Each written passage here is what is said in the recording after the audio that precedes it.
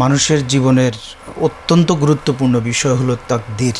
আমরা জানি, আমরা যখন কথা বলি তখন বলি যে আল কদরে খাইরিহি ওয়া শাররিহি মিনাল্লাহি তাআলা, কিন্তু যখন কোনো মুসিবত আমাদের উপর এসে পড়ে তখন আমরা কারণ খুঁজি যে আমি যদি এই কাজটা না করতাম তাহলে হয়তো এটা হতো না। বিশেষ করে আলেম সমাজের মধ্যেও আমরা এটা দেখতে পাই।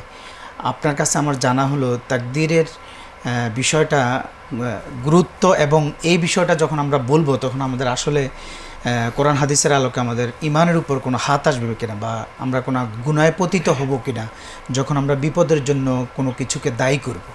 মোহতারাম, বিসমিল্লাহ ওয়াসসালাতু ওয়াসসালামু আলা রাসূলিল্লাহ ওয়া আলা আলিহি ওয়া সাহবিহি ওয়া মান সারা আলা নাহজিহি বিত্তিবাইন ইলা ইয়াউমিদ্দিন, আম্মা বা'দ।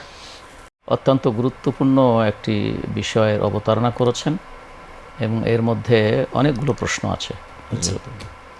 তার একটি হচ্ছে যে আমরা যে ভাগ্য বা কাদা ও কদর যেটাকে বলি, তাকদীর যেটাকে বলি, মানুষ এটাকে বেশি বোঝে হলে তাকদীর বললে, সেই তাকদীর এর প্রতি বিশ্বাস পোষণ করা ইমানের মূল ভিত্তির একটি ভিত্তি। আমরা জানি যে ইমানের মূল ভিত্তি হচ্ছে যেটাকে আরকানুল ইমান বলে, 6টি। প্রসিদ্ধ হাদিস যেটা হাদিসে জিবরিল নামে খ্যাত, যেখানে জিবরিল আলাইহিসসালাম একজন মানুষের রূপ ধারণ করে রাসূলুল্লাহ সাল্লাল্লাহু আলাইহি ওয়াসাল্লামের কাছে মসজিদে নববীতে সাহাবাদের সামনেই তিনি এসে আদবের সাথে বসে, আমি হাদিসের সংক্ষিপ্ত বলছি শুধু, জিজ্ঞাসা করেছেন প্রথমেই যে মাল ইমান, ইমান কাকে বলে? তখন রাসূলুল্লাহ সাল্লাল্লাহু আলাইহি ওয়াসাল্লাম তার জবাবে বলেছেন যে ইমান হচ্ছে আনতু মিনা বিল্লাহি ওয়া মালাইকাতিহি ওয়া কুতুবিহি ওয়া রুসুলিহি ওয়াল ইয়াউমিল আখিরি ওয়াল কদরি খাইরিহি ওয়া শাররিহি, আও কামা ক্বালা আলাইহিস সালাতু ওয়াসসালাম। যে এখানে ইমান হচ্ছে আল্লাহর প্রতি, তার ফেরেশতাদের প্রতি, তার কিতাবসমূহের প্রতি, তার রাসূল নবীদের প্রতি এবং পরকালের প্রতি, এবং ভালো মন্দ যা হয় তাকদীর থেকে হয়, আল্লাহর থেকে হয়। তাকদীরে যে ভালো মন্দ যা কিছু আছে এটা আল্লাহর থেকে হয়। তাহলে তাকদীরের প্রতি বিশ্বাস করা আরকানুল ইমানের অন্যতম একটি বিষয়। এটাকে কেউ বিশ্বাস না করলে, অথবা বিশ্বাসের ক্ষেত্রে কারো যদি বিশ্বাস ঢিলে ঢালা হয় অথবা সংশয়পূর্ণ হয়, সন্দেহপ্রবণ হয়, তাহলে তার তো ইমানই শুদ্ধ হবে না। এই জন্য সবই ঠিক আছে, শুধু তাকদীর বিশ্বাস করে না, তাহলে সে ইমানদার নয়, মুমিন নয়। তো এটা হচ্ছে একটা শরঈ হাইসিয়ত যে তাকদীরের প্রতি ওই রকমই বিশ্বাস পোষণ করতে হবে যেরকম আমার অন্যান্য বিষয়গুলোর প্রতি ইমান আনতে হয়। তো এটা হলো কোরআনে হাদিসে রাসূল সাল্লাল্লাহু আলাইহি ওয়াসাল্লাম বলেছেন। আর আল্লাহ এই তাকদীর বা তাঁর পরিকল্পনা অনুযায়ী, তার তাকদীর অনুযায়ী তিনি পৃথিবীতে সব কিছু সৃষ্টি করেছেন, তৈরি করেছেন। এটা আল্লাহ বলছেন ইন্না কুল্লা শাইইন খালাকনাহু বিকাদার, আমি সব কিছুকে সৃষ্টি করেছি বিকাদার, মানে কি তাকদীর সহ, পরিকল্পিত। তাকদীর মানে কি পরিকল্পনা, প্ল্যান সহ। তাকদীর ওয়াকানা আমরুল্লাহি মাকদিয়া, আল্লাহর সমস্ত কাজগুলো হচ্ছে প্ল্যান ওয়াইজ এবং ফাইনালাইজড। তো সুতরাং এই জন্য আরবিতে কিন্তু আমরা জানেন যে দুটো শব্দ ব্যবহার করা হয়, একটা হচ্ছে আল কাদা ওয়াল কাদার, অথবা আল কাদার ওয়াল কাদা। একটা হচ্ছে কাদার মানে যেটা হলো তাকদীর, একটা হচ্ছে আল কাদার মানে যেটা ফয়সালা। এই দুটো দুটা পরিভাষা কি একই অর্থে ব্যবহার করে নাকি এর মধ্যে পার্থক্য আছে? এটা ওলামা ইকরাম থেকে কিছু আলোচনা করেছে, কেউ কেউ পার্থক্য করেছেন, কেউ কেউ বলেছেন দুইটা যখন একসাথে আসে তখন এটা দুইটা অর্থ মিনিং করে, আর যখন ভিন্ন ভিন্ন আসে তখন একটি আরেকটার অর্থ আসে, যেমন ইমান আর ইসলামের মধ্যে যে পার্থক্যটা আছে সেরকম। তো সুতরাং সেই দিক থেকে কেউ কেউ কাদার শব্দের অর্থ বলছে, এটা কাদার হচ্ছে পরিকল্পনা, কোনো সব বিষয় সম্পর্কে পরিকল্পনা, আর কাদা হচ্ছে ওইটা হলো ঘটে যাওয়া। আর আমরা জানি কাদা শব্দের অর্থ কিন্তু ফয়সালা। কাদা শব্দের অর্থ হচ্ছে যেটাকে মানে চূড়ান্ত সিদ্ধান্ত দেওয়া। কাদা রব্বুকা আল্লা তা'বুদু ইল্লা ইয়্যাহু, তোমার রবের সিদ্ধান্ত হচ্ছে। এই জন্য আমরা কোর্টের বিচারকে কিন্তু আরবিতে কাদা বলা হয়। যিনি ফয়সালা দেন তাকে কাদি বলি। তাহলে কাদাটা হচ্ছে চূড়ান্ত ফয়সালা। তাহলে তাকদীরটা হচ্ছে আল্লাহর পরিকল্পনা, যেটা তার সমস্ত সৃষ্টিকে নীতির পরিকল্পনা করে সেভাবে করেছেন। আর এইটার চূড়ান্ত যেটা হুদুস হওয়া, ঘটে যাওয়া, সেটা হচ্ছে, এই জন্য কেউ উদাহরণ দিয়েছেন এভাবে বোঝার জন্য, যে আমরা যখন কোনো জিনিস মাপার জন্য প্রস্তুতি নেই, এটাকে বলা হয় কাদার, মাপার জন্য প্রস্তুতি নেওয়া। আর এটা যখন মাপা হয়, মাপা হইতেছে আল কাইল, যেটা কারিত, এটাকে বলা হয় আল কাদা। তো সেটা যাই হোক, সুতরাং আল কাদা ওয়াল কাদার দুটো একই জিনিস। এটা হচ্ছে এক কথায় তাকদীরের প্রতি বিশ্বাস পোষণ করা।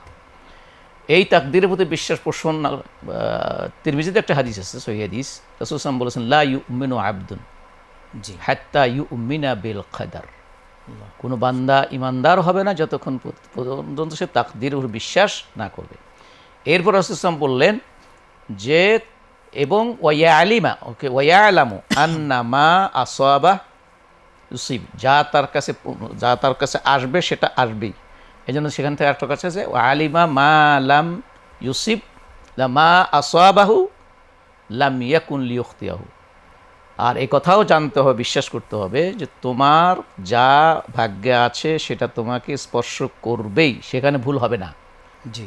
হ্যাঁ, আমা আখতাহু লাম ইয়াকুন ইউসিবহু।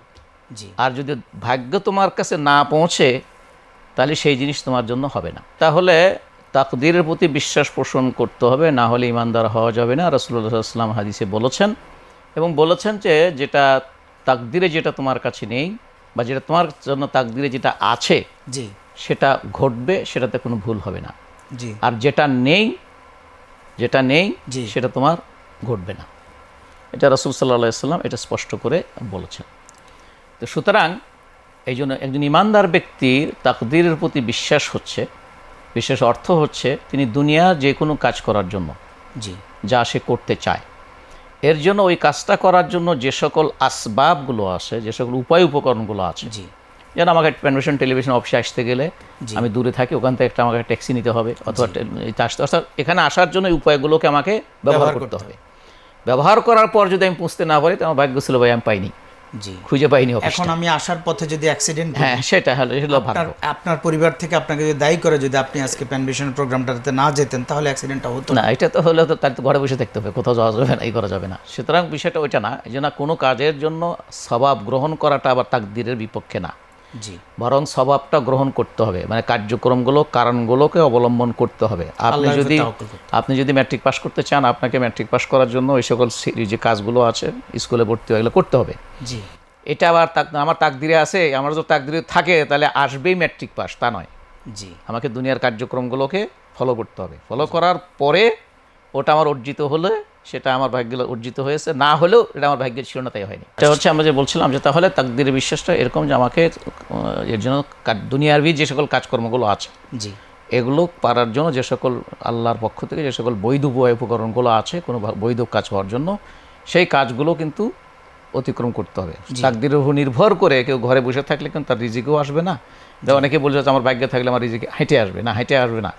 আল্লাহ নিয়ম করে দিয়েছেন তোমার রিজিক আসতে বলে এই পদ্ধতি অবলম্বন করতে হবে, প্রচেষ্টা থাকতে হবে। সেটা হচ্ছে এটা। দ্বিতীয়ত হচ্ছে আর একটা কথা যেটা আপনি বললেন যে আপনি যদি ওখানে না যেতেন তাহলে বিপদ হতো না যেতেন, দায়ী করা। হ্যাঁ, এই যে এটা হচ্ছে প্রচ্ছন্নভাবে আপনি ভাগ্যকে অস্বীকার করা, অথবা ভাগ্যকে হেলা করা, অথবা ভাগ্যকে আপনি গুরুত্ব না দেওয়া।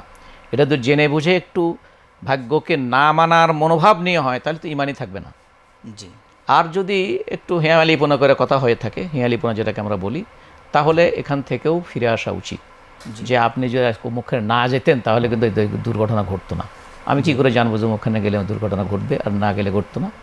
তো সুতরাং এই জন্য এই ক্ষেত্রে যেখানে ব্যবহার করে এমন একটি কাজের প্রতি আফসোস করা হয় যে কাজটি করা না করার পিছনে আপনার কোনো হাত নেই, আপনি সেটার ফলাফল জানতেন না। এই জন্য রাসূল একটা হাদিসে বলেছে, সহিহ মুসলিমের হাদিসে, যে আমি যদি এরকম করতাম, এরকম না করতাম, লাউ কানা মা ফাআলত কানা কাদা ওয়া কাদা, আমি যদি এই কাজটা এরকম না করতাম তাহলে এরকম হইতো। এই জন্য তোমরা লাউ দিয়ে কোনো কথা বলো না, কারণ লাউ তাফতাহু আমাল আশ-শায়তান। লাউ অথবা কোনো বর্ণনা আছে বাব আশ-শায়তান, শয়তানের আমলকে সে উন্মুক্ত করে দেয়। কিভাবে? ওই যে আপনাকে লাউ ব্যবহার করার দ্বারাই আপনি তাকদীরের প্রতি অবিশ্বাসী হয়ে উঠলেন, সন্দেহ বা তাকদীরের উপর আপনার সন্দেহ সৃষ্টি হয়ে গেল। যেমন আপনি একটু যে ঘটনা একটু বলতেছিলেন, যে তাহলে এই কথার মধ্যে দিয়ে যে আল্লাহ তো বলছেন ঠিকই, তবে মানে কি আল্লাহ যেটা বলছে ওটা ঠিক না, আমি যেটা এখন বলতেছি সেটা ঠিক, ওটার মধ্যে কিছুটা ঘাটতি আছে। ওমা আসাবা মুসিব ইল্লা বিইذনিল্লাহ, আমি এটা বিশ্বাস করি ঠিকই, কিন্তু আমি গেলাম কেন ওখানে? না, আপনি যদি ওইটাই মনে করেন ওমা আসাবা মুসিব ইল্লা বিইذনিল্লাহ, তাহলে তো এরপর তার কিন্তু নেই। কিন্তু মানে কি? কিন্তু মানে আগেরটাকে সরায় দেওয়া, আগেরটাকে পরিত্যাগ করা, বা ওর সাথে কিছু অ্যাড করা, মাইনাস করা, প্লাস সবসময় আস না, ওটাকে বাদই দেওয়া। কিন্তু মানে কি? ইল্লা। তো এই জন্য এই জন্য ওই জিনিসটা খুবই খারাপ। তবে লাউ সবসময় যে ব্যবহার করা যায় না তা কিন্তু না, সব ক্ষেত্রে না। যেখানে লাউ ব্যবহার করে তাকদীর বা এই ধরনের কোনো কাজের প্রতি এমন আফসোস সৃষ্টি হয় জি যে যেখানে ইমানের প্রশ্ন থেকে যায়, তাকদীরের প্রতি বিশ্বাস ও বিষয়ে প্রশ্ন থাকে। নচেত আমরা কিন্তু কোরআনে দেখি লাউ কিন্তু অন্য খালে ব্যবহার করা হয়েছে। জি লাউ কানা ফীহিমা আলিয়া, আল্লাহ নিজেই বলছে লাউ কানা ফীহিমা আলিয়াতুল্লাহ ফাসাদাতা, এই পৃথিবীর যদি একাধিক থাকতো তাহলে এটা হতো। জি তারপরে আবার এরা বলছে, সাহাবারা বলছে যে আমরা যদি আমাদের বাড়িতে বসে থাকতাম, মা কুতিলনা হাহুনা, জি ওহুদের যুদ্ধে, তাহলে আমরা লাউ কানাল বাহরু মিদাদাল তারপর লাউ কানাল বাহরু মিদাদ। সুতরাং লাউ সবসময়ের জন্য কিন্তু খারাপ অর্থ না। এই জন্য লাউ অর্থ দিয়ে যদি ইলমে নাফে, জি কোনো উপকারী জ্ঞানের দরজা খোলা হয় তাহলে সেখানে লাউ ব্যবহার করা যায়। যেমন যদি এরকম বরকা, আমি যদি আপনার মতো কারি হইতাম তাহলে আমি কোরআন ভালো করে পড়তে পারতাম। আমার যদি আল্লাহ যদি আমাকে এলেম দিত তাহলে আপনার মতো করে আমি আল্লাহ দিনের প্রচার করতাম। তাহলে এখানে লাউ কিন্তু আমরা বলতেছি জি লাউ কানা আল কোরআন মিসলা মা কানা ইনদাক লা আমিলতু কাযা। তাহলে এগুলা কিন্তু জায়েজ। সেই জন্য লাউ সবসময়ের জন্য তাফতাহু বাবার শয়তান তা না, বরং যেখানে তাকদীরকে স্পর্শ করে, যেখানে কোনো আফসোস সৃষ্টি করে, নেগেটিভ আফসোস সৃষ্টি করে, সেইখানে লাউ ব্যবহার করা সঠিক নয়।